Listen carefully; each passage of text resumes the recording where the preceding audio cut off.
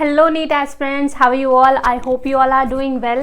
तो हम ये लेक्चर्स में देख रहे हैं डूज एंड डोंट्स वाले टॉपिक्स, यानी कि आपको जो गलती आप करते हो इम्पॉर्टेंट टॉपिक्स के अंदर, उनको मैं स्टार मार्क लगा के आपको वहीं पे बताऊं कि आप यहाँ पे ज़्यादातर गलती बच्चे कर देते हैं, तो आप भी ना करो वो नीट के लिए। ठीक है, आज का हमारा टॉपिक है इम्यूनिटी। पूरा इम्यूनिटी को डिस्कस करेंगे। ये थोड़ा सा वास्ट टॉपिक है और इम्पॉर्टेंट है।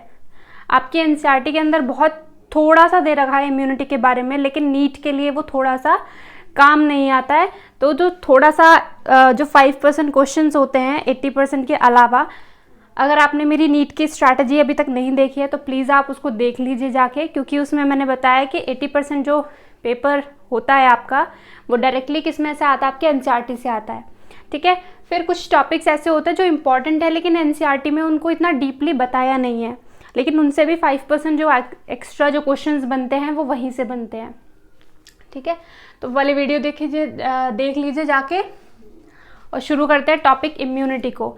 इम्यूनिटी बेसिकली क्या है? एक एबिलिटी है एक पर्सन की किसी भी फॉरेन पार्टिकल या फिर किसी भी डिजीज कॉजिंग माइक्रोब से फाइट करने की एबिलिटी को, उसको कहते हैं हम immunity, right. The overall ability of the host, host means जिसके ऊपर पैथोजन फीड करता है या फिर डिजीज कॉज करता है। तो अगर हमारे अंदर डिजीज हो रही है तो हम क्या हो गए?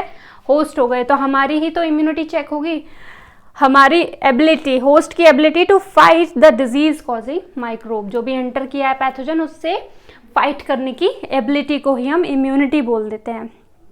क्लियर? आपके सिलेबस में 2 टाइप की इम्यूनिटी है यहाँ पे, innate immunity and acquired immunity. Acquired immunity को एडेप्टिव इम्यूनिटी भी बोल देते हैं। ठीक है, तो बहुत ही अच्छे से, ये इतना वास्ट टॉपिक नहीं है innate immunity, but acquired immunity बहुत ज़्यादा इंपॉर्टेंट है।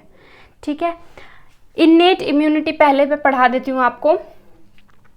इन्नेट इम्यूनिटी वो होती है जो बाय बर्थ प्रेजेंट होती है। मतलब वो ये नहीं है कि कोई बच्चा खा पी नहीं रहा है ठीक से या फिर ठीक से एक्सरसाइज नहीं कर रहा है तो उसके अंदर वो इम्यूनिटी नहीं होगी, ऐसा नहीं है। इन्नेट इम्यूनिटी हर एक पर्सन के अंदर होती है।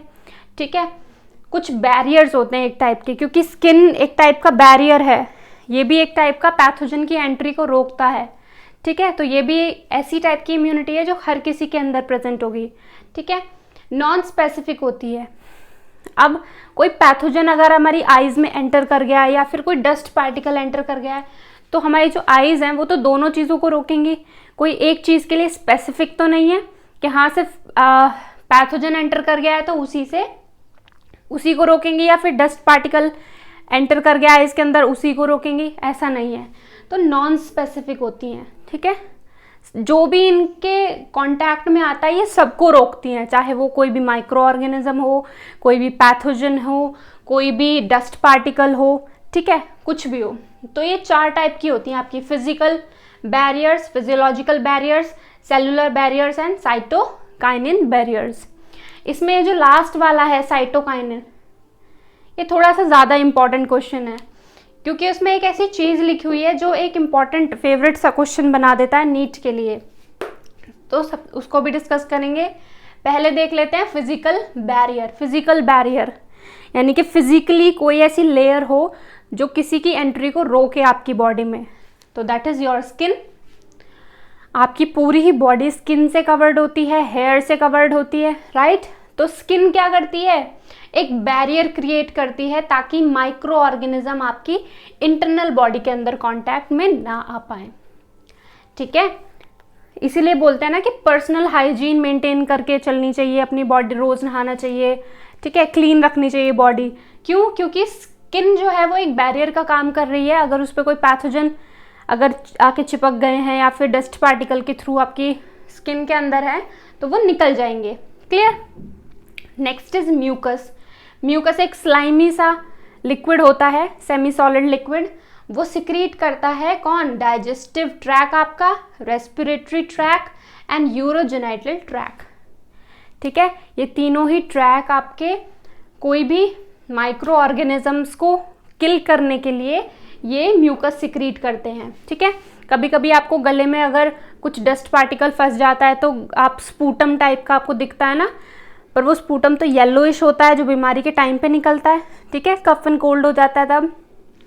और क्या कहते हैं, जो वाइटिश सा, जो स्लाइमी सा, थोड़ा सा स्टिकी सा जो गले में से निकलता है, खराश टाइप की जिसे आप बोल देते हो, वो होता है म्यूकस, ठीक है। तो वो म्यूकस कौन सिक्रीट करता है, रेस्पिरेटरी, और अगर आपके रेस्पिरेटरी ट्रैक में कुछ फंस गया है, कुछ डस्ट पार्टिकल आ गए हैं, वो आपका रेस्पिरेटरी ट्रैक, डाइजेस्टिव ट्रैक में भी ऐसा ही रिलीज होता है आपके स्टमक के अंदर, ठीक है, म्यूकस लाइनिंग होती है। एंड यूरोजेनाइटल ट्रैक, फ्लूइड निकलते हैं, वाइटिश फ्लूइड म्यूकस टाइप के, ठीक है। तो ये सब क्या करते हैं, माइक्रोब्स की एंट्री को रोकते हैं आपकी बॉडी के अंदर, क्लियर। तो फिजिकल बैरियर में कौन कौन से आगे, स्किन एंड म्यूकस। म्यूकस कहाँ कहाँ प्रेजेंट होता है ये पूछ लिया जाता है नीट में, ठीक है। 3 ऑप्शंस यहाँ पे पहले से ही दे रखे हैं, चौथा कुछ और भी गलत दे देंगे, या ऑड वन आउट पूछ लेंगे, विच इज नॉट करके पूछ लेंगे। तो नॉट वाले क्वेश्चंस में ज़्यादा ध्यान देना है आपको, ठीक है, उसको 2 बार पढ़ना, ठीक है। स्किन माइक्रो ऑर्गेनिजम्स की एंट्री को रोकती है। नेक्स्ट आ जाते हैं फिजियोलॉजिकल बैरियर्स। फिजियोलॉजिकल बैरियर्स कौन कौन से होते हैं आपके, जैसे कि HCl स्टमक के अंदर, राइट, मेनली एंजाइम्स की बात कर रहे हैं यहाँ पे, एंजाइम्स और एसिड्स की। तो HCl हो गया, saliva in the mouth and tears from eyes. हमारी आईज से जो टीयर्स होते हैं वो जो होंगे टीयर्स, वो क्या करेंगे, हमारी आंखों में एक एंजाइम प्रेजेंट होता है जो माइक्रो ऑर्गेनिज्म की ग्रोथ को किल करता है। तो tears from eyes and saliva in the mouth contain lysozyme enzyme contain करता है जो कि माइक्रो ऑर्गेनिजम्स की ग्रोथ को रोक देता है, क्लियर। यहाँ पे लिखा हुआ है कि ये जितने भी फिजियोलॉजिकल बैरियर्स हैं ये प्रिवेंट करते हैं माइक्रोबियल ग्रोथ को, ठीक है। कोई माइक्रोब है आपकी बॉडी में बाय चांस एंटर कर गया किसी भी वजह से, ठीक है, तो ये क्या करेंगे, अगर स्टमक के अंदर पहुंच गया आपका माइक्रोब्स फूड के थ्रू, तब भी ये ग्रोथ को रोक देगा, क्योंकि वहां पे क्या प्रेजेंट है, HCl, ठीक है, हाइड्रोक्लोरिक एसिड है जिसका pH बहुत ही ज्यादा कम होता है, ठीक है, यानी कि हाईली एसिडिक है वो। सलाइवा के अंदर भी एंजाइम प्रेजेंट होता है, आइज के अंदर भी एंजाइम प्रेजेंट होता है, तो वो क्या करते हैं, उसको किल कर देते हैं, ठीक है, माइक्रोब्स को। नेक्स्ट, तो सारे ही माइक्रोबियल ग्रोथ को रोक देता है फर्दर। देन नेक्स्ट है सेलुलर बैरियर, यानी कि सेल्स लेवल पे बैरियर्स जो होते हैं, ठीक है, आपकी बॉडी में अंदर एंटर कर गया, सेल्स के पास पहुंच गया, तो सेलुलर लेवल पे कौन कौन से बैरियर्स होते हैं वो देखते हैं। कंटेन फैगोसाइटिक सेल्स, ठीक है, फैगोसाइटिक सेल्स कौन सी होती हैं, जो उसको डिस्ट्रॉय कर सके, डैमेज कर सके, खा सके। फैगोसाइटिक मतलब उसको बिल्कुल डैमेज कर देना। तो न्यूट्रोफिल, मोनोसाइट, मैक्रोफेज और PMNL न्यूट्रोफिल। आपको अगर ये आपने ब्लड वाला टॉपिक पढ़ा है तो आपको पता चल रहा होगा कि न्यूट्रोफिल, मोनोसाइट, ये सारी क्या हैं, WBCs की टाइप है, वाइट ब्लड सेल्स हैं ये सारी, ठीक है। तो सेलुलर बैरियर्स में कौन आ जाती हैं आपकी, मेनली सारी WBCs आ जाती हैं। कौन कौन सी, न्यूट्रोफिल, मोनोसाइट, मैक्रोफेज, PMNL, इसकी फुल फॉर्म आ जाती है PMNL न्यूट्रोफिल की। तो क्या फुल फॉर्म होती है इसकी, पॉलीमॉर्फो न्यूक्लियर ल्यूकोसाइट, ये क्या है, इसकी फुल फॉर्म है। तो वो फुल फॉर्म दे के भी पूछ लेते हैं आपसे, और आपको ये शॉर्ट फॉर्म दे के भी पूछ लेते हैं, क्योंकि ऐसा आपकी NCERT में दिया हुआ है, ठीक है। NCERT को तो मैं बोलती हूँ कि बिल्कुल टिप पर होनी चाहिए। जो NCERT में लाइंस हैं, जो वर्ड जैसे लिखे हैं, बेशक वो गलत लिखे हों या सही लिखे हों, ठीक है, अगर NCERT में कुछ लाइन लिखी है, अगर वो गलत भी है तो आप उसी को लिख के आओगे, क्योंकि वही सही है, ठीक है। मैक्रोफेज कैसी होती है, फैगोसाइट कर देती हैं, फैगोसिटिक सेल्स होती हैं, डिस्ट्रॉय द माइक्रोब, माइक्रोब को पूरा डैमेज कर देती हैं वो जो हमारी बॉडी में एंटर कर रहा है। ओके, नेक्स्ट वन है साइटोकाइनिन। ये फेवरेट क्यों है मैं बता देती हूँ। इस टाइप के जो बैरियर्स होते हैं वो नेचुरली हमारी बॉडी में प्रेजेंट नहीं होते, लेकिन जब कोई वायरस हमें अटैक करता है, सिर्फ वायरस, ठीक है, ध्यान रखना, साइटोकाइनिन बैरियर तभी बनता है जब कोई वायरल इन्फेक्शन हमें होता है या कोई वायरस हमें हमारी बॉडी को अटैक करता है, ठीक है, वायरस। तो ये तभी सिक्रीट होता है। तो वायरस से अटैक, मान लो कोई मेरे पास यहाँ पे मेरी ये बॉडी की सेल्स हैं, यहाँ से वायरस आया, ठीक है, वायरस ने क्या किया, इस वाली सेल को किल कर दिया। तो जिस पे उसने अटैक किया वायरस ने, वो एक ऐसी प्रोटीन बनाएगा जिस प्रोटीन का नाम क्या है, इंटरफेरॉन, ठीक है। जिसने वायरस ने सेल्स को डैमेज कर दिया, ठीक है। तो डैमेज वाली जो सेल है वो एक ऐसी प्रोटीन बनाएगी जिसका नाम है इंटरफेरॉन। वो दूसरी जो सही सेल्स हैं, जो अभी तक जिनका अटैक नहीं हुआ है, उनको जाके बताएंगी कि अलर्ट रहो, वायरस आपकी बॉडी में एंटर कर चुका है, ताकि वो फर्दर प्रिपेयर हो जाएं, ठीक है, उससे फाइट करने के लिए, वायरस से, ठीक। तो वो क्या है, साइटोकाइनिन बैरियर्स हैं। तो ये क्या है, एक टाइप की प्रोटीन है। ये भी क्वेश्चन आता है कि इंटरफेरॉन क्या है, ठीक है। लिपिड्स हैं, कार्ब्स हैं, प्रोटीन्स है, क्या है, तो ये क्या है, स्टेरॉइड है, कौन सी चीज है। तो जो इंटरफेरॉन है वो क्या है, एक टाइप का प्रोटीन है। कौन सिक्रीट करता है, infected cells, the cells which are infected by the virus. Virus से इन्फेक्टेड सेल्स जो होती हैं वो उसको सिक्रीट करती हैं। क्यों करती हैं, which can protect non infected cells from further viral infection, ताकि जो सेल अभी तक इन्फेक्टेड नहीं हुई है वायरस से, उनको अलर्ट करने के लिए, ताकि फर्दर इन्फेक्शन ना हो, ठीक है। तो ये सारा था। इस पे स्टार मैंने इसीलिए लगाया क्योंकि ये इंपॉर्टेंट है, ये वाला जो वर्ड है इंटरफेरॉन, ठीक है। Iron interferon is a protein secreted by the virus infected cells to prevent further infection of the healthy cells. Clear, ये कंप्लीट हुआ। ये वाली जो इम्यूनिटी है, इन्नेट इम्यूनिटी, इससे एक्वायर्ड इम्यूनिटी से कोई रिलेशन नहीं है, तो ये इसको यहीं ख़त्म कर देते हैं। ये वाला बस इतना ही टॉपिक था। कंफ्यूजन उस वाले में होती है ज़्यादातर, ठीक है, तो उसको एक एक करके पढ़ते हैं। मैं ये रब कर देती हूँ, और इस पॉइंट को बहुत ही, जो चीज़ें बताई हैं इसकी फुल फॉर्म आ जाती है। ये सारी ही WBCs हैं, सेलुलर बैरियर्स में, साइटोकाइनिन में ये प्रोटीन है, कौन सिक्रीट करता है, तो ये सारी चीज़ें ध्यान रखनी है आपको। अब पूरी बात करेंगे हम एक्वायर्ड इम्यूनिटी, और उसको एडप्टिव इम्यूनिटी भी बोलते हैं। एक्वायर्ड इम्यूनिटी किसको बोलते हैं, जो हम अपने लाइफस्टाइल के दौरान अपनी बॉडी में एक्वायर करते हैं। और हाँ, उसका फ़र्क पड़ता है कि आपका लाइफस्टाइल क्या है, हेल्दी लाइफस्टाइल है या फिर आपका लाइफस्टाइल ख़राब है, खाना पीना सब चीज़ें, तो वो सारी चीज़ें डिपेंड करती हैं कि आपकी इम्यूनिटी जो है, एक्वायर्ड इम्यूनिटी, वो किस तरीके की बनने वाली है, ठीक है। तो एक्वायर्ड, तो सबसे पहले इसके फीचर्स की बात कर लेते हैं। फीचर्स, ठीक है, जैसे मैंने उसका बताया कि बाय बर्थ प्रेजेंट होती हैं, नॉन स्पेसिफिक होती हैं, तो ये किस टाइप की होती हैं। तो आप क्या लिखोगे,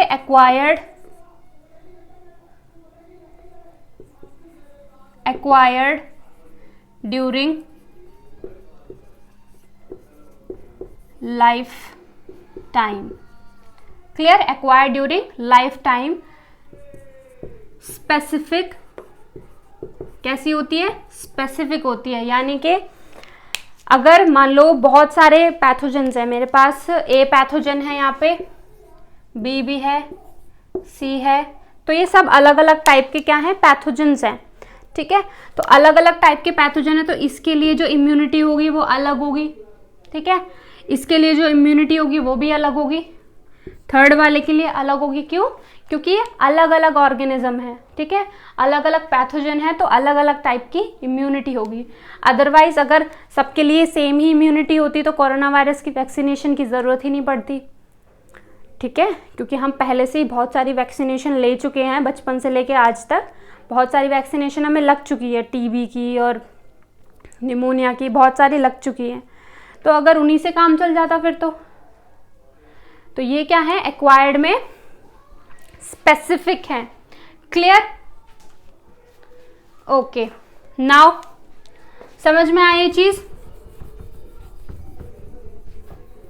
नेक्स्ट, तो क्या होगा, अगर स्पेसिफिक है तो यानी कि वैरायटीज होंगी, बहुत सारी डाइवर्सिटी होगी इसमें, मतलब एक्वायर्ड इम्यूनिटी की क्या है, डाइवर्सिफाइड फॉर्म्स हैं, ठीक है, तो आप लिखोगे यहाँ पे डाइवर्सिटी, डाइवर्सिटी इज प्रेजेंट, क्योंकि बहुत सारे पैथोजन हैं तो बहुत सारी डाइवर्सिटी, सब अलग अलग टाइप की होंगी। क्लियर? हाँ, एक और चीज, इनमें मेमोरी होती है। क्या होती है? मेमोरी, मतलब याद करने की पावर होती है कि मेरी बॉडी में कौन एंटर कर रहा है। तो ये जो एक्वायर्ड इम्यूनिटी है सारा का सारा डाटा रखती है आपकी बॉडी के अंदर, सारी सेल्स के पास इंफॉर्मेशन होती है कि ये पर्टिकुलर ऑर्गेनिज्म है आपकी बॉडी में एंटर कर गया। अगर वो दोबारा एंटर करता है तो उसका डाटा तुरंत निकल जाता है। ठीक है, मतलब वो तुरंत बता देती है ये तो पहले भी एंटर कर चुका है, इसको भगाओ जल्दी से। ठीक है, ओके। तो इसके अंदर क्या प्रेजेंट है? इम्यूनिटी कैसी है? मेमोरी वाली इम्यूनिटी है। ठीक है, नेक्स्ट इज, एक और टॉपिक है इसमें, ये ना डिस्क्रिमिनेशन करना जानता है, यानी कि कौन सा पार्टिकल ऐसा है जो उसकी बॉडी के लिए अच्छा है और कौन सा, क्योंकि हम खाना भी खाते हैं। ठीक है, फॉर एग्जाम्पल एक पैथोजन है और यहाँ पे फूड है, इधर पे पैथोजन है और यहाँ पे फूड है। ठीक है, और ये हमारी बॉडी है। तो हम हमारी बॉडी में फूड भी एंटर कर रहा है ना, और पैथोजन भी एंटर कर रहा है। तो फूड भी तो हमारे लिए एक तरह से फॉरेन पार्टिकल ही है जो हम अपनी बॉडी के अंदर डाल रहे हैं। उसके लिए तो हमारी बॉडी कोई रिस्पॉन्स नहीं दिखाती, WBC जो होती हैं वो एक्टिवेट नहीं होती उसको मारने के लिए फूड को। ठीक है, तो जो हमारी एक्वायर्ड इम्यूनिटी है उसमें पावर होती है सेल्फ और नॉन सेल्फ में डिस्क्रिमिनेशन करने की। ठीक है, तो it discriminate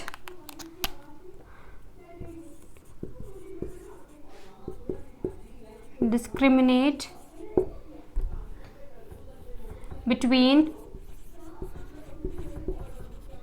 self and non self. Clear?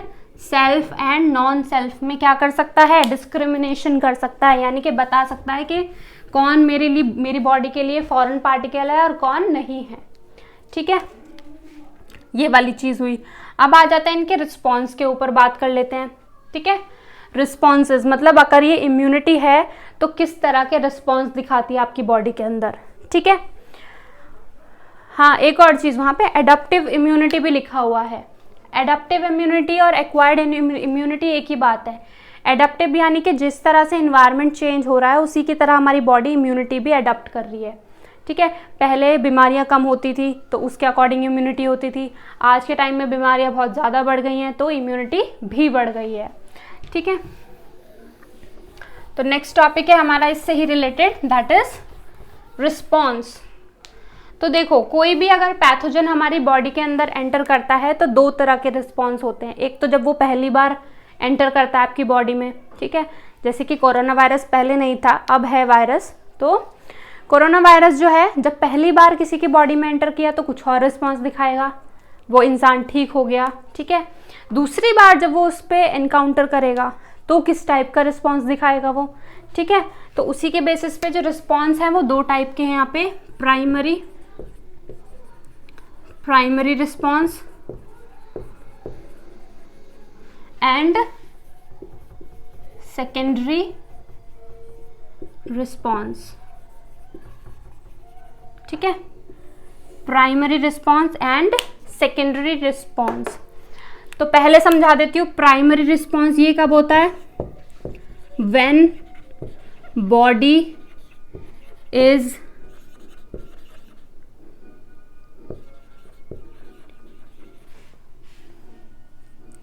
encountered for the first time। ठीक है, बॉडी जब पहली बार एनकाउंटर करती है, एनकाउंटर होती है किससे?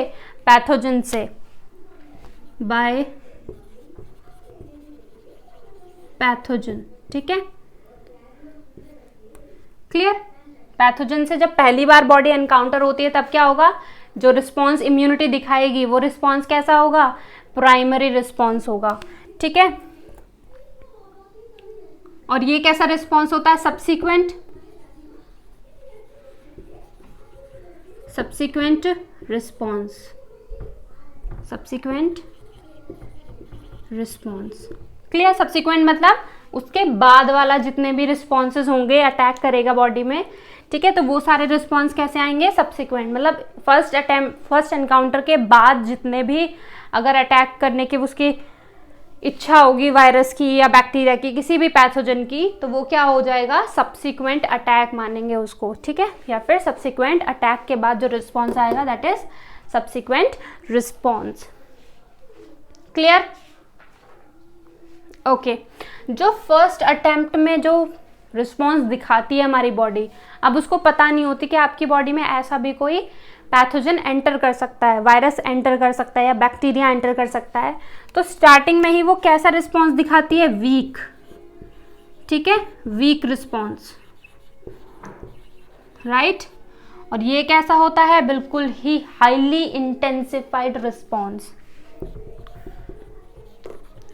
Highly intensified response, highly intensified secondary response लिखो आप, सेकेंडरी रिस्पॉन्स, रिस्पॉन्स या फिर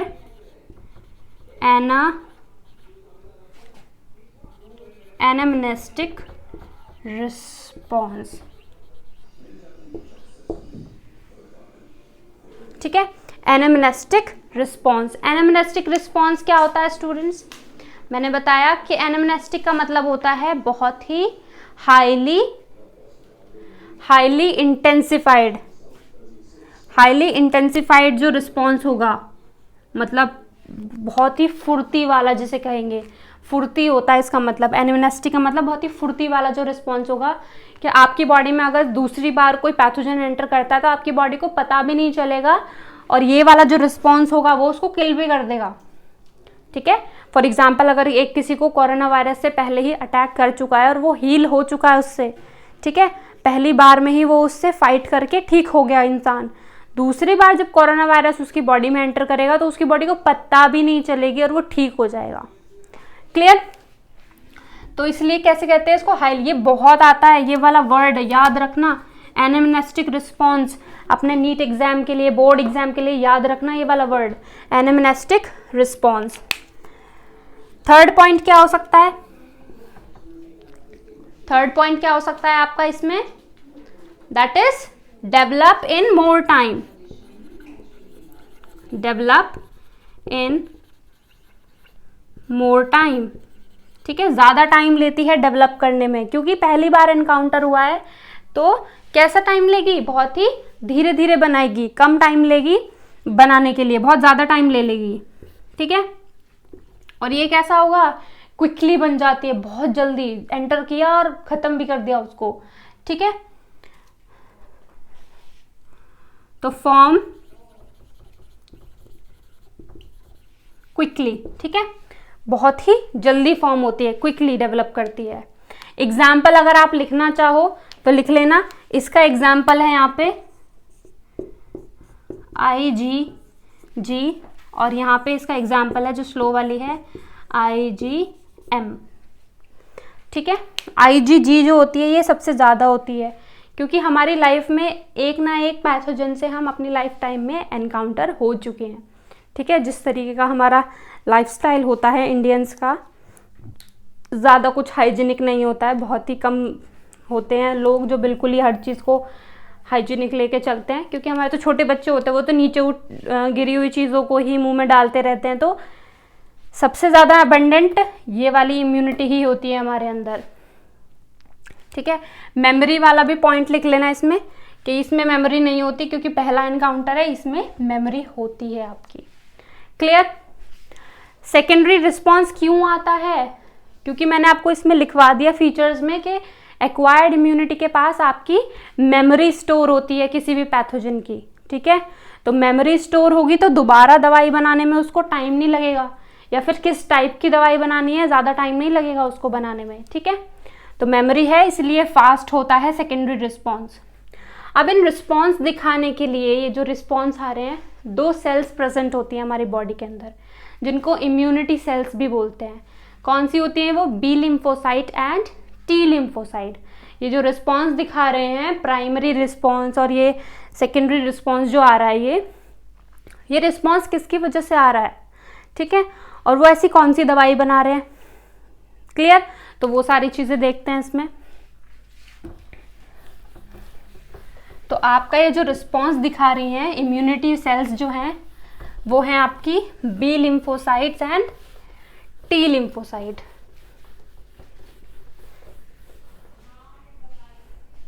okay,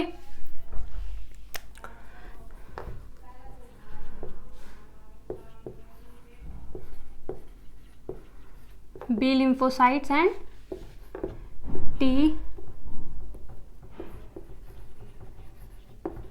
T lymphocytes. Okay, B lymphocytes and T lymphocytes.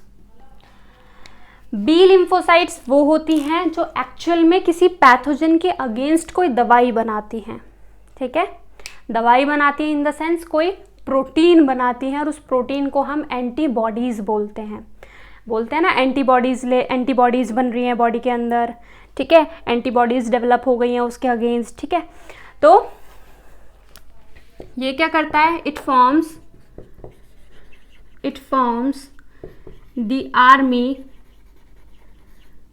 Army of proteins, और आर्मी ऑफ प्रोटीन क्या है, वो एंटीबॉडीज हैं। एंटीबॉडीज यही हमारी फाइट करती हैं उस पैथोजन से, एंटीबॉडी, ठीक है। यही तो प्रोटीन, कुछ तो मतलब कुछ सब्सटेंस तो बनाएंगे, कोई इंसान थोड़ी है बी सेल्स और टी सेल्स, ठीक है, वो कुछ ऐसा सब्सटेंस बनाएंगे, कुछ ऐसी प्रोटीन्स बना रही हैं जो पैथोजन को किल कर रही हैं, और वो प्रोटीन क्या है, आपकी एंटीबॉडी। एक क्वेश्चन आता है कि all the proteins are antibodies या फिर all the antibodies are proteins, ठीक है। तो सारी ही एंटीबॉडीज प्रोटीन्स होती हैं, लेकिन सारी ही प्रोटीन्स एंटीबॉडीज नहीं हो सकती, ठीक है, ये याद रखना, ये आपकी केमिस्ट्री में भी क्वेश्चन है, ठीक। All the antibodies are proteins but all the proteins are not antibodies. सारी ही एंटीबॉडीज प्रोटीन्स हैं, लेकिन सारी ही प्रोटीन्स एंटीबॉडीज हों ऐसा ज़रूरी नहीं है। तो इस चीज़ को ध्यान रखना। यहीं पे जो नीट वाले होते हैं ना, वो वहीं पे कंफ्यूजन करते हैं क्वेश्चंस क्रिएट करने में, ठीक है, ताकि आपका ज़्यादा टाइम ले सकें वो। ओके, तो ये क्या बनाएगा, आर्मी बना लेगा प्रोटीन की। अब ये जो टी लिम्फोसाइट है, ये खुद तो कुछ करता नहीं है, ठीक है। ऐसे समझते हैं कि कोई एक पर्सन है, बॉयफ्रेंड गर्लफ्रेंड से रिलेट कर लेते हैं थोड़ा सा, कपल से, ठीक है। कोई ए पर्सन है और यहाँ पे कोई बी पर्सन है, बी में इसको ले लेती हूँ बीटा। कोई यहाँ पे कोई ए पर्सन है और यहाँ पे कोई बी पर्सन है, और ये है आपके टी सेल्स, टी पर्सन। तो ये क्या करेगी, बीटा सेल्स, और तो ये क्या करेगी आपका, मान लो ये कपल्स है दोनों जिनका ब्रेकअप हो चुका है बहुत पहले ही, ठीक है। अब ये जो पर्सन है, चाहे वो लड़का हो चाहे लड़की हो, मैं कोई डिस्क्रिमिनेशन नहीं कर रही यहाँ पे, ठीक है, मतलब मैं एक पर्सन का लेके बात कर रही हूँ। ये वापस एंट्री पाना चाहता है इसकी बॉडी में, suppose it is a pathogen. अब ये वापस एंट्री आपकी बॉडी में चाहता है, एक बार तो आपकी लाइफ खराब कर चुका है, ठीक है, दूसरी बार भी ये वापस आपकी बॉडी में आना चाहता है। तो आपकी बॉडी क्या करेगी, तुरंत ही सेकेंडरी रिस्पॉन्स जाएगा उसकी ब्रेन के अंदर, ठीक है, क्योंकि मेमोरीज हैं, अच्छी बुरी जैसी भी हैं, मेमोरीज हैं इसकी ब्रेन के अंदर, सेल्स के अंदर। तो ये तुरंत पहचान जाएगी, अच्छा ये तो वही है जिसने मेरा दिल तोड़ा था, या फिर जो मेरे लिए सही नहीं है, ठीक है। तो ये इसके पास जाएगा। तो जाने के बाद क्या करेगा वो, ये सेकेंडरी रिस्पॉन्स दिखाएगी बहुत ही हाईली इंटेंसिफाइड, जो कि एनाम्नेस्टिक रिस्पॉन्स होगा, ठीक है। फिर भी ये सोचेगी कि चलो कोई नहीं, थोड़ी बहुत लीनियंसी दे देते हैं, ठीक है, क्योंकि एक टाइम पे रिलेशनशिप तो थी ही, ठीक है। बट ये हैं हमारे बेस्ट फ्रेंड्स, ठीक है, ये क्या है, हमारे बेस्ट फ्रेंड्स हैं ये, जो हमें अच्छी बुरी चीज़ों की एडवाइस देते हैं सही टाइम पे। तो ये क्या बोलेंगे, ये सारी चीज़ें हमारी बुरी बुरी चीज़ें सब याद दिला देंगे जो रिलेशनशिप के टाइम पे थी। तो ये और भी हाईली इंटेंसिफाइड हो जाएगी। तो ये इसको डिमांड करेगा चलो प्रोटीन बनाओ। टी सेल्स क्या करेंगी, डिमांड करेंगी या उसे ऑर्डर देंगी, कमांड देंगी कि ऐसी प्रोटीन बनाओ, ऐसी एंटीबॉडी बनाओ कि ये तुम्हारी बॉडी से ना, तुम्हारी लाइफ से ना भाग ही जाए, बॉडी से तो क्या लाइफ से भी भाग जाए। ठीक है, तो यही काम किसका होता है, टी सेल्स का। टी सेल्स क्या है हमारी फ्रेंड्स, ये आपका दोस्त है। ठीक है, ये आप हो, ये आपका दोस्त है। ये आपको कमांड कर रहा है कि अपनी बॉडी में ऐसी एंटीबॉडी बना ले कि वापस से जो तेरी लाइफ खराब कर चुका है एक बार, वो दोबारा ना कर पाए। ठीक है, तो इट कमांड्स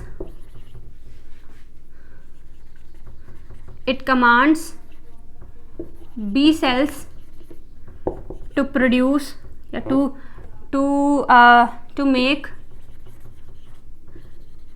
एंटीबॉडीज। ठीक है, ये खुद नहीं करता कुछ भी, ये इसको एडवाइस करेगा कि तू बना एंटीबॉडी, ऐसी एंटीबॉडी बना कि पैथोजन दोबारा तेरी बॉडी को अटैक कर ही ना पाए, तुझे हार्म ना कर पाए। ठीक है, समझ में आया? तो सारी चीजें ठीक हो जाती हैं फिर। ओके, तो टी सेल्स और ये टी लिम्फोसाइट्स और बी लिम्फोसाइट्स का ध्यान रखना। आपकी जो बी लिम्फोसाइट है वही प्रोटीन फॉर्म करती है, एंटीबॉडी फॉर्म करती है आपकी बॉडी में पैथोजन से लड़ने के लिए। टी लिम्फोसाइट उसको कमांड देता है। ठीक, okay, now comes to the type of the acquired immunity. अभी तक तो हम रिस्पॉन्स और इनके फीचर्स ही देख रहे थे, अब देख लेते हैं टाइप्स। तो टाइप्स भी मैंने दो जगह पे दो तरह के टाइप्स होंगे। पहला विद रिस्पेक्ट टू रिस्पॉन्स, कि किस तरीके का रिस्पॉन्स दिखा रही है उस में डिफ्रेंशिएट करूंगी मैं एक्वायर्ड इम्यूनिटी को। दूसरा कौन सी फास्ट काम कर रही है, कौन सी स्लो काम कर रही है, उसके बेसिस पे मैं पार्ट्स करूंगी इसके। ठीक है, तो आप हेडिंग डालो टाइप्स ऑफ एक्वायर्ड या फिर adaptive immunity with respect to response.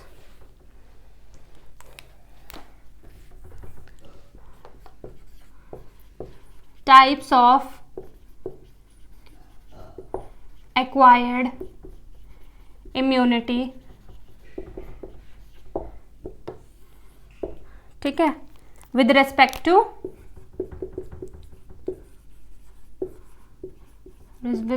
To response, right. तो with respect to response students दो टाइप की होती हैं। ठीक है, विद रेस्पेक्ट टू रिस्पॉन्स ये हमारी दो टाइप की होती हैं। पहली होती है ह्यूमोरल इम्यूनिटी और दूसरी होती है सेल मीडिएटेड इम्यूनिटी। ठीक है, cell mediated immunity.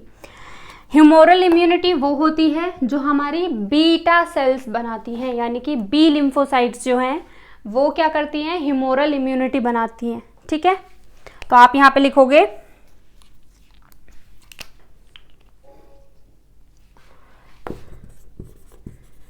Antibodies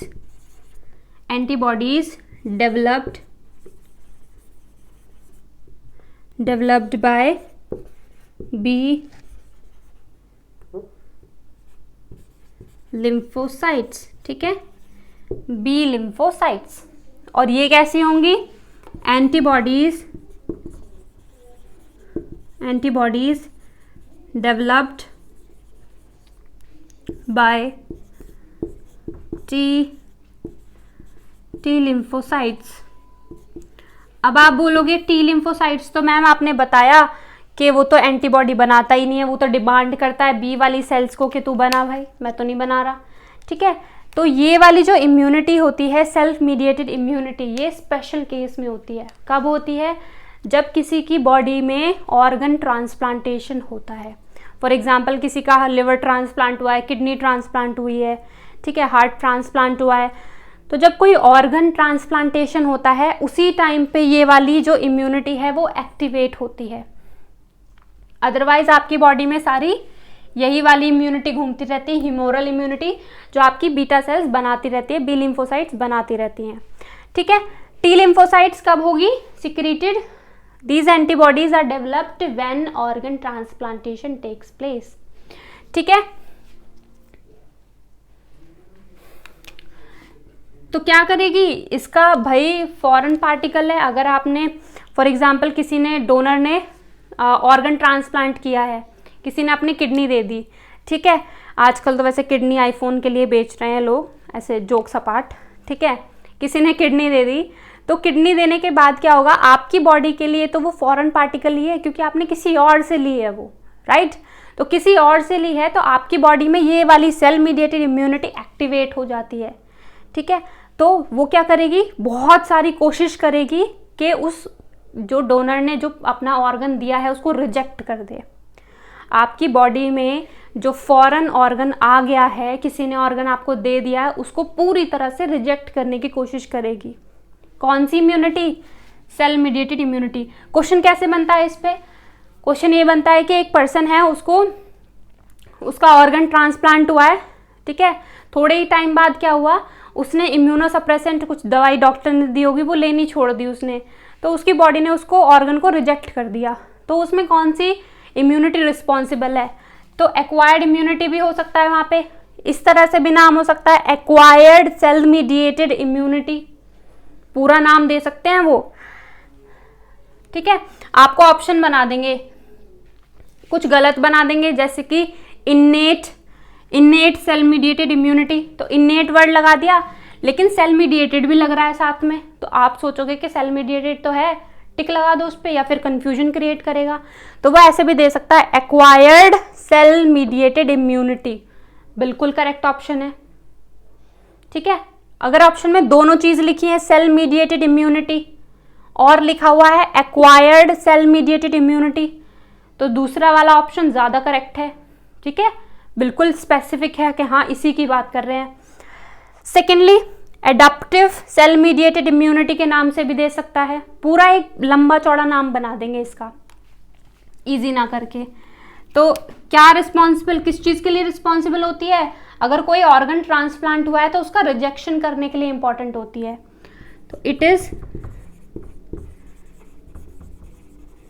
is responsible for organ या फिर ट्रांसप्लांटेशन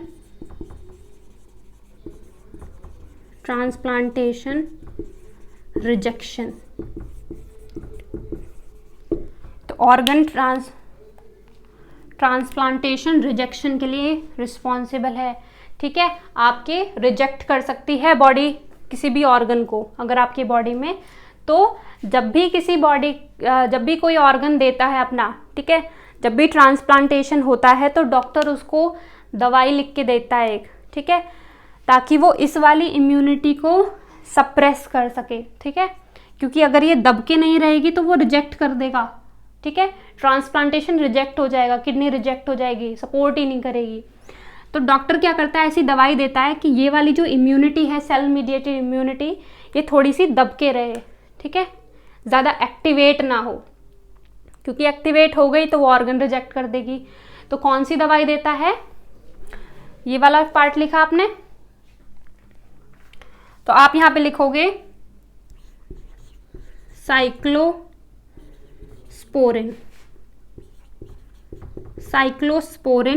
मेडिसिन देता है वो।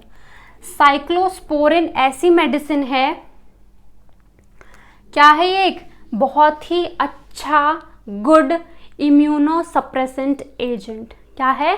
सप्रेसेंट एजेंट, इम्यूनिटी को सप्रेस करने वाला एक बहुत ही अच्छा एजेंट है। क्या है ये? Immunosuppressant agent. क्वेश्चन ऐसे ही आ जाता है, नेम वन या फिर which of the following is the best या फिर गुड इम्यूनोसप्रेसेंट एजेंट। तो साइक्लोस्पोरिन देते हैं, और किस पर्पज से देते हैं वो क्वेश्चन भी बन जाता है कि cyclosporin is given to suppress which immunity. तो सेल मीडिएटेड इम्यूनिटी को सप्रेस करने के लिए रिस्पॉन्सिबल होता है। तो उसके लिए तो पहले पता ही होना चाहिए कि साइक्लोस्पोरिन एक सप्रेसिव एजेंट है। ठीक है, इम्यूनिटी को सप्रेस करता है। a good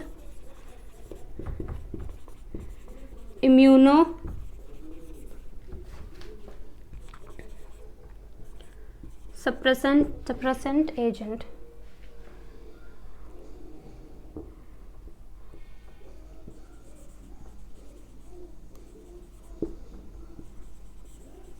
ठीक है, गुड इम्यूनो सप्रेसेंट एजेंट। ठीक है, ये वाला टॉपिक भी हुआ क्लियर। ओके, तो ये चीज़ समझ में आई। सेल मीडिएटेड बहुत ज़्यादा इंपॉर्टेंट है ऑर्गन रिजेक्शन के लिए, ट्रांसप्लांटेशन रिजेक्शन के लिए आपका दवाई दी जाती है, इसको थोड़ा सा दबाने के लिए, सप्रेस करने के लिए। ठीक, अब आ जाते हैं उस पे सेकेंड वाला, with respect to fast and slow working. दो टाइप की इम्यूनिटी होती है, एक तो होती है जो फास्ट काम करती है और एक वो होती है जो स्लो काम करती है। ठीक है,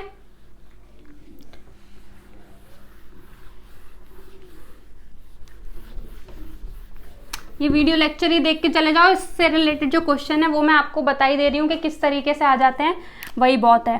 ठीक है, तो ये टाइप्स ऑफ एक्वायर्ड इम्यूनिटी ही है, बट विद रेस्पेक्ट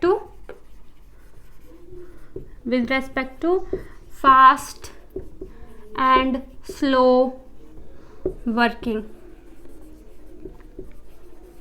ठीक है, तो दो टाइप की होती हैं, पहली है पैसिव और दूसरी कैसी है,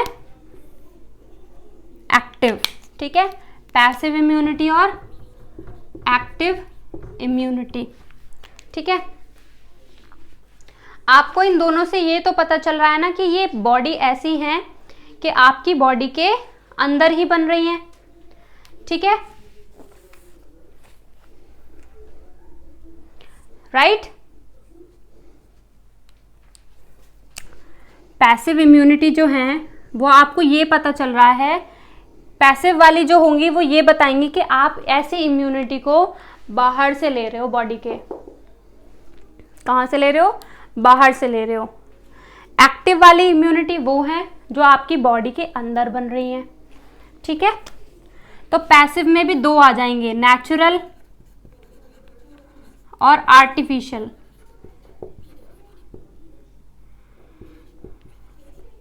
ठीक है, आर्टिफिशियल एंड नेचुरल दो टाइप के। एक्टिव में भी दो आ जाएंगे, नेचुरल और आर्टिफिशियल। ठीक है, कि भाई ये तो आपकी बॉडी में बन रही है तो इसमें आर्टिफिशियल और नेचुरल का क्या लेना देना। ठीक है, तो पहले इसको ही डिस्कस कर लेते हैं, पहले थोड़ा सा पैसिव और एक्टिव में ही। ठीक है, तो पैसिव इम्यूनिटी वो होती है जो पहले से ही बनी बनाई होती हैं। ठीक है, प्री फॉर्म्ड। ठीक है, कैसी होती हैं, प्री फॉर्म्ड। आर्टिफिशियल और ये नेचुरल वाला अलग देखेंगे, पहले पैसिव इम्यूनिटी और एक्टिव इम्यूनिटी के बीच का ही डिफरेंस कर लेते हैं छोटा सा। तो ये क्या होती हैं, प्री फॉर्म्ड। ठीक है, मैंने बताया कि बाहर से ली जाती है पैसिव इम्यूनिटी, और एक्टिव इम्यूनिटी वो होती हैं जो आपकी बॉडी के अंदर ही बनती हैं। तो पैसिव इम्यूनिटी कैसी हो जाएंगी, प्री फॉर्म्ड है, बाहर से ली हैं तो ऑब्वियसली बात है बनी बनाई होंगी। ठीक है, तो प्री फॉर्म्ड होती हैं, इनको आपकी बॉडी में इंट्रोड्यूस किया जाता है। इसका फर्स्ट पॉइंट क्या हो सकता है। ठीक है, ये क्या होती हैं, बॉडी इटसेल्फ प्रोड्यूस्ड। तो ये क्या होती है, itself produced inside the body. ठीक है, बॉडी के अंदर ही बनती हैं खुद ब खुद, ये प्री फॉर्म्ड होती हैं and are introduced into body, body के अंदर इंट्रोड्यूस की जाती हैं। ठीक है, पैसिव इम्यूनिटी सेकेंड पॉइंट क्या हो सकता है, ये तब दी जाती है, अब बाहर से दी जा रही है। मान लो आपकी क्या कहते हैं, जैसे फॉर एग्जांपल कोरोना वायरस हो गया है, वैसे तो उसकी कोई दवाई है नहीं, लेकिन फिर भी डॉक्टर कुछ तो दवाई दे ही रहे हैं, तो वो क्या है, एक टाइप की पैसिव इम्यूनिटी ही तो है। ठीक है, पैसिव इम्यूनिटी है जो एकदम से उसको ठीक कर देगी, ठीक है। तो ये कैसे दिखाते हैं, इमीडिएट इफेक्ट दिखाती हैं, जब दी जाती हैं तभी काम करती है, फिर इनका असर खत्म हो जाता है जब आप ठीक हो जाते हो। तो इमीडिएट इफेक्ट, कैसे इफेक्ट दिखाती है, इमीडिएट इफेक्ट दिखाती है। और ये जो आपकी बॉडी के अंदर बन रही हैं ये डेवलप करने में टाइम लेती है, डेवलप इन मोर टाइम, ठीक है, क्योंकि आपकी बॉडी में बन रही है ये, ठीक है, तो डेवलप इन मोर टाइम, ठीक। थर्ड एग्जाम्पल क्या हो सकता है, जब आप बीमार होते हो तभी दी जाती हैं ये, जब आप ठीक हो जाते हो तो इनका टाइम खत्म हो जाता है, तो शॉर्ट टाइम के लिए होती हैं ये, ठीक है, शॉर्ट ड्यूरेशन के लिए होती हैं। जब भी आप बीमार हो बस तभी वर्क करेंगी, जब आप ठीक हो गए हो तो फिर ये बॉडी में बचती नहीं है, ठीक है, ना ही आगे दी जाती हैं। और इनका कैसा काम हो जाएगा, फिर लॉन्ग लास्टिंग होती है, मतलब जब तक आप मरते भी नहीं हो तब तक भी चलती हैं, लॉन्ग लास्टिंग इम्यूनिटी होती है ये, लॉन्ग लास्टिंग इम्यूनिटी बनाएगी, ठीक है। इम्यूनिटी की ही बात कर रहे हैं हम यहाँ पे, ये ऐसी इम्यूनिटी है, बेसिकली एंटीबॉडीज की ही बात कर रही हूँ मैं, पहले से ही बनी बनाई एंटीबॉडी होती हैं जो आपकी बॉडी में डाली जाती हैं, ठीक है। इमीडिएट इफेक्ट दिखाती हैं, छोटी ड्यूरेशन के लिए होती हैं, जब आप बीमार होते हो तभी दी जाती हैं। फिर ये वाली वो हैं एंटीबॉडीज जो आपकी बॉडी के अंदर ही बनती हैं, लॉन्ग ड्यूरेशन के लिए बनती हैं, टाइम लगता है इन्हें, पहली बार एनकाउंटर होंगी फिर दूसरी बार होंगी तो टाइम लगता है बनने में, पर आपकी बॉडी के अंदर ही बनेंगी और पूरी जिंदगी भर रहेंगी। ये इम्यूनिटी वो है जो पूरी लाइफ टाइम आपके साथ रहेगी, ठीक है। अब बात करते हैं नेक्स्ट, ये वाली जो इम्यूनिटी है जो बाहर से दी जा रही है तो ये साइड इफेक्ट भी कर सकती है, तो मे कॉज साइड इफेक्ट्स, ठीक है, साइड इफेक्ट्स कर सकती हैं। और ये नो साइड इफेक्ट, आपकी बॉडी के अंदर जो बन रही है चीजें वो कोई भी साइड इफेक्ट नहीं दिखाती हैं।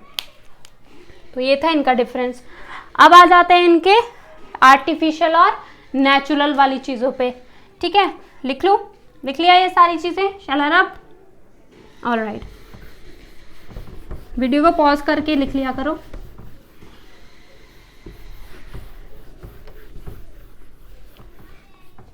ओके, तो यहाँ पे अब हमें बात करनी है इसकी नेचुरल और आर्टिफिशियल के बारे में।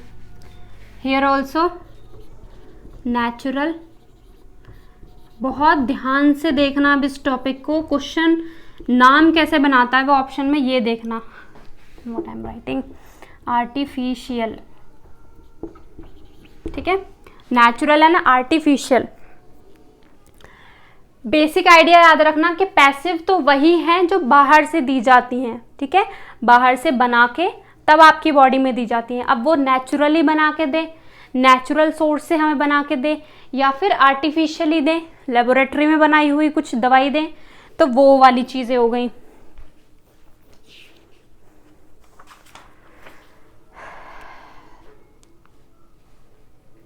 ठीक है, तो नेचुरल क्या हो गई, जैसे कि एग्जाम्पल्स लिख रही हूं मैं दोनों के ही यहाँ पे।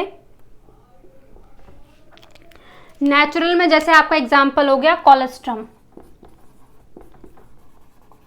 कोलेस्ट्रम एंड प्लेसेंटा,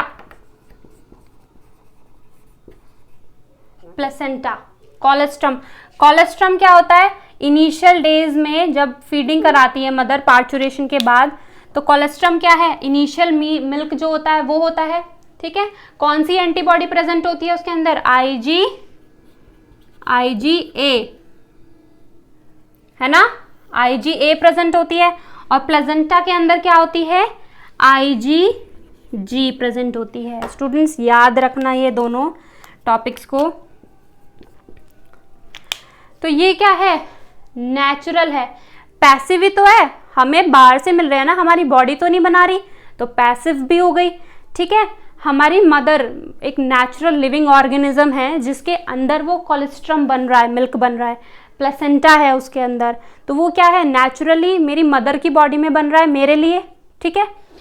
तो कैसा हो गया वो, एक्वायर्ड पैसिव नेचुरल इम्यूनिटी, इस तरीके के ऑप्शंस देता है वो आपको एग्जाम में, ठीक है। वो आपसे पूछ लेगा कि colostrum is which type of immunity, तो पूरा नाम दिया हुआ होगा उसने, एक्वायर्ड पैसिव नेचुरल इम्यूनिटी, इस तरह से चलेगा, क्योंकि यहाँ से आ रहा है, फिर यहाँ, फिर यहाँ, फिर ये इसके एग्जाम्पल्स हैं, ठीक है। सिंपल ये भी बोल सकता है पैसिव नेचुरल इम्यूनिटी, तो आर्टिफिशियल भी तो आ रही है यहाँ पे, तो आप क्या लिख सकते हो सिर्फ ऑप्शन में, एक्वायर्ड पैसिव इम्यूनिटी भी हो सकता है, एक्वायर्ड पैसिव नेचुरल इम्यूनिटी भी हो सकता है, ठीक है। सिर्फ पैसिव नेचुरल इम्यूनिटी भी हो सकता है।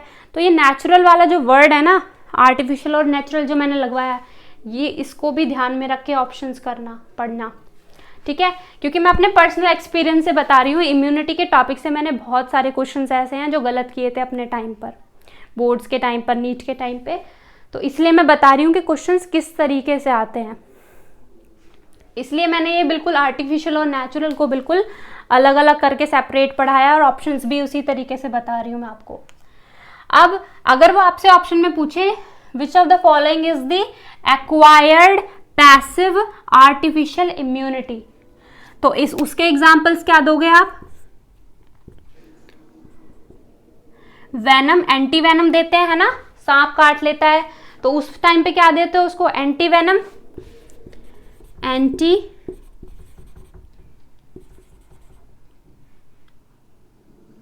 एंटी वेनम, राइट, VENOM, ठीक है, एंटी वेनम। और एंटी रेबीज,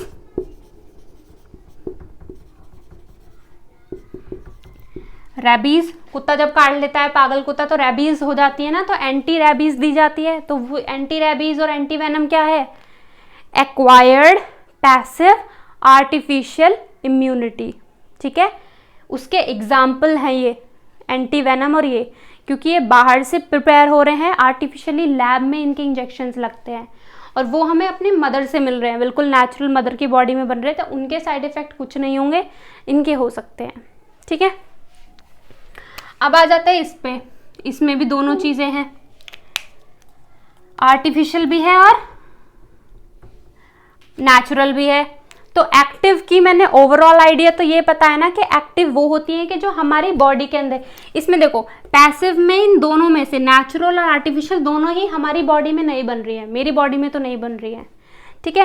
एक्टिव ऐसी होगी चाहे वो नेचुरल हो आर्टिफिशियल हो, वो मेरी बॉडी में बनेंगी, ठीक है। देखो नेचुरल क्या हुई, फॉर एग्जाम्पल अब कोरोना वायरस की वैक्सीनेशन लग रही है, ठीक है, लेकिन जब तक वैक्सीन नहीं बनी थी तब तक भी तो लोग कोरोना वायरस से ठीक हो रहे थे।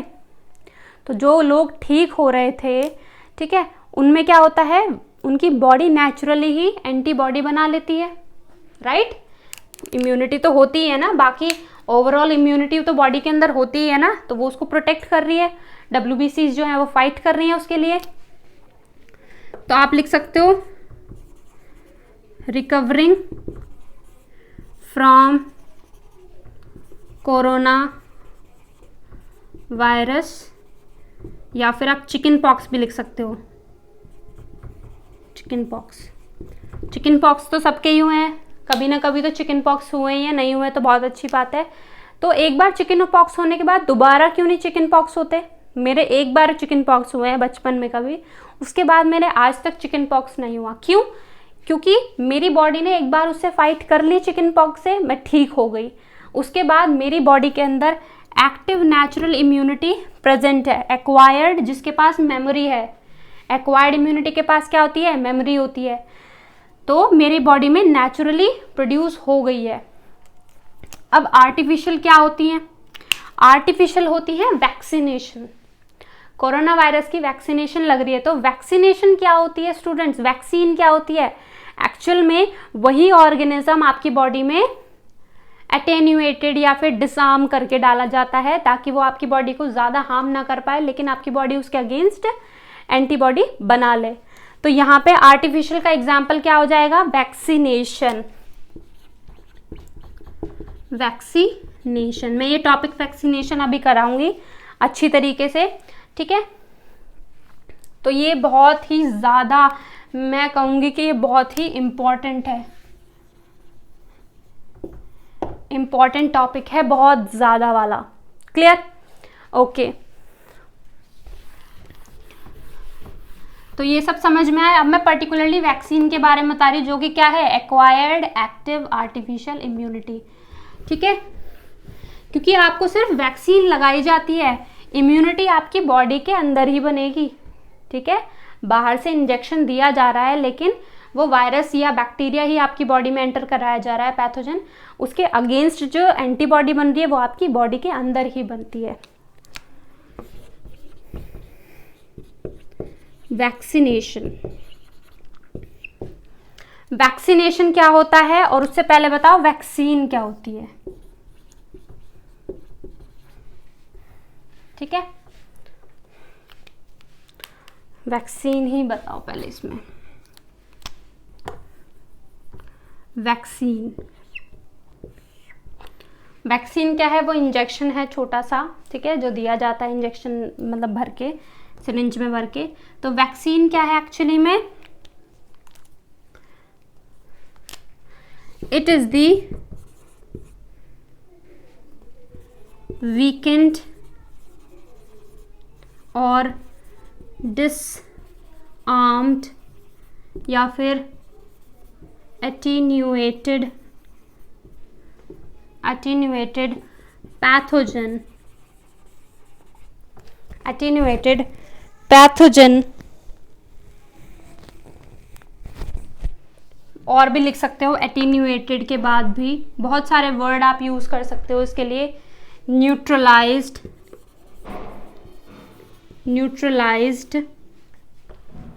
ठीक है, न्यूट्रलाइज्ड टॉक्सिन और किल्ड पैथोजन। वैक्सीन क्या है एक्चुअल में, कोई ऐसा पैथोजन जिसको हमने, पहले तो कोरोना वायरस बहुत ही ज़्यादा स्ट्रॉन्ग है, थर्ड वेव वाला तो बहुत ही ज़्यादा स्ट्रॉन्ग है, तो वो कोरोना वायरस को पकड़ के लाए, ठीक है, उसको पकड़ के लाके उसको इतनी अधमरी हालत कर दी, उसकी इतना वीक बना दिया उसको, कि आपकी बॉडी के अंदर जब डाला जाए वो तो ज़्यादा इफेक्ट ना करे। तो वीकेंड है, मतलब बहुत ही ज़्यादा कमज़ोर है, डिसआर्म कर दिया, उसके हाथ पैर तोड़ दिए, न्यूट्रलाइज कर दिया, बीमारी करने लायक नहीं छोड़ा, या फिर किल ही कर दिया। ठीक है, ऐसे पैथोजन को क्या बोलते हैं हम, उसी से बनती है हमारी वैक्सीन। ठीक है, उसको ही हमारी बॉडी के अंदर इंजेक्ट किया जाता है। ठीक है, तो है तो वो एक फॉरेन पार्टिकल ही, चाहे वो अधमरी हालत में हो, मरा हुआ हो, या कैसे भी हो, कोई हमारी चीज़ में बॉडी में इंजेक्ट कराए कोई पैथोजन, चाहे वो मरा हुआ ही क्यों ना हो, लेकिन उसके अगेंस्ट क्या करेगी हमारी बॉडी, नेचुरली ही क्या करेगी, एंटीबॉडीज बनाएगी। उसी प्रोसेस को बोलते हैं वैक्सीनेशन। ठीक है, वैक्सीनेशन मतलब होता है वैक्सीन को लगाना। ठीक है,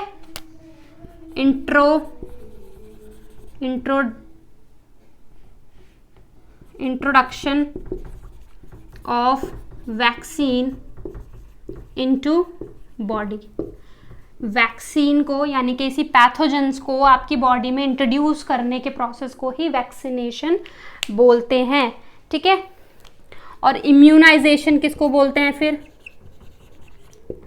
आपकी बॉडी में एक बार एंट्री होने के बाद, इंट्रोडक्शन के बाद जब आपकी बॉडी उसके अगेंस्ट रिस्पॉन्स दिखाती है, उसको बोलते हैं इम्यूनाइजेशन। रिस्पॉन्स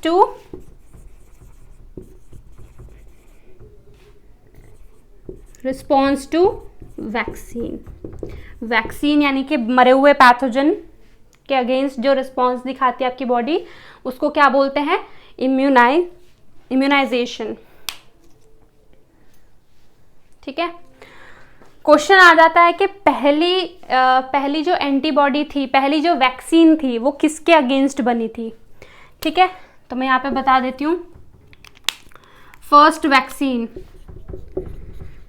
आप भी कमेंट बॉक्स में मुझे बताओ, फर्स्ट वैक्सीन किसके लिए बनी थी, स्मॉल पॉक्स के अगेंस्ट।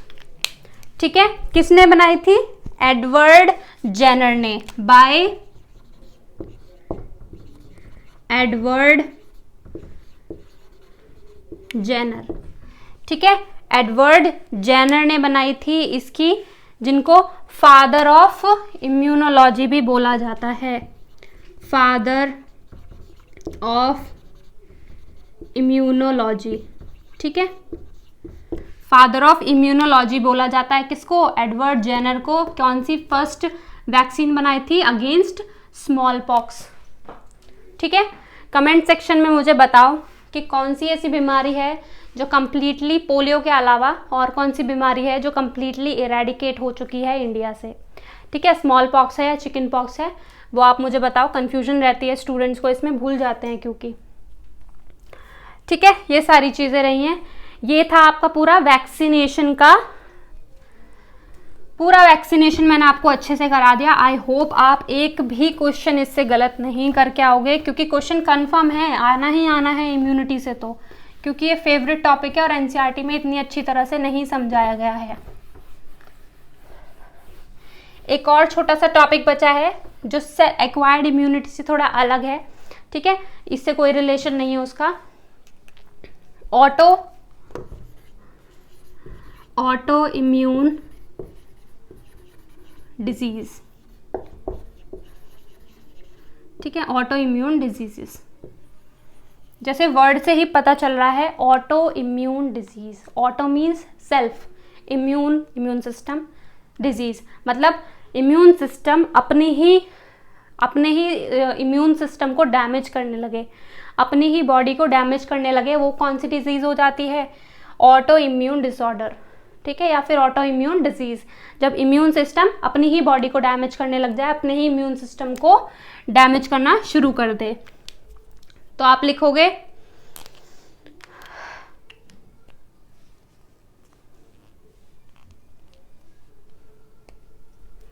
इन दिस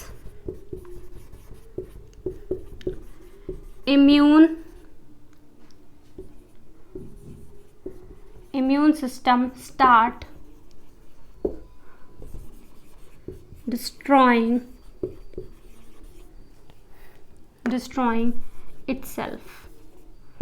ठीक है, अपने ही आपको, आपका ही इम्यून सिस्टम अपने ही आपको डैमेज करने लग जाए, स्टार्ट डिस्ट्रॉइंग इटसेल्फ, खुद ही अपने इम्यून सिस्टम को डिस्ट्रॉय करने लगे, वो क्या हो जाती है? आपकी ऑटो इम्यून डिसीज। और इसके एग्जाम्पल्स बहुत इंपॉर्टेंट है। एग्जाम्पल्स क्या है?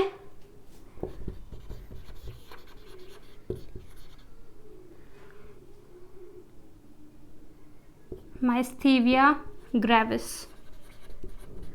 ठीक है, माइस्थीनिया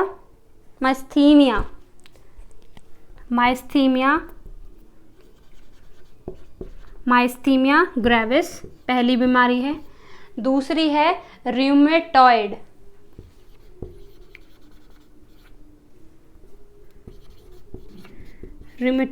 अर्थराइटिस। ठीक है, रूमेटॉइड